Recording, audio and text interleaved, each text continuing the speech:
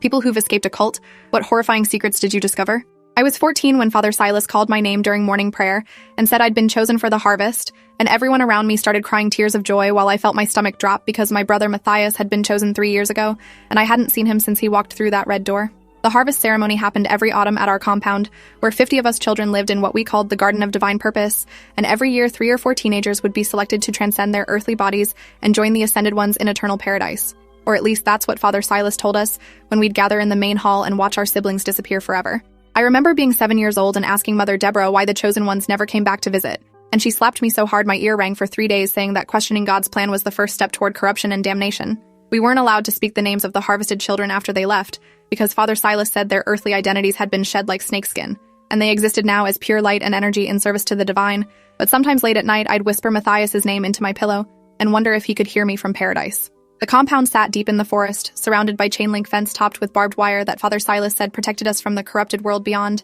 but I'd always wondered why paradise needed fences and locks, and why the gates only opened outward, never inward, and why none of the adults ever seemed to leave even for supplies. 3 other children were chosen with me that year, and I remember their faces going pale when Father Silas called their names during the selection ceremony, because everyone knew being chosen was supposed to be an honor, but none of us looked honored. We looked terrified. Naomi was 15 and had the most beautiful singing voice, and she'd led our evening hymns since she was 10 years old. And when Father Silas placed his hand on her head to bless her, I saw her flinch like she'd been struck. Thomas was 16 and could recite every verse of the sacred texts from memory, and he'd always been Father Silas's favorite during lessons. But now he stared at the red door with this expression like he was looking at his own grave. Little Iris was only 12 years old, and that scared me most because the harvest usually took teenagers. But Father Silas said she had an old soul ready to transcend, and when her name was called, she started crying so hard that Mother Deborah had to carry her out of the hall. We were taken immediately after the ceremony to the purification chambers beneath the main building, and I'd never been down there before because only the chosen ones entered those rooms, and I remember the smell hitting me first, something chemical and metallic that made my eyes water and my throat close up.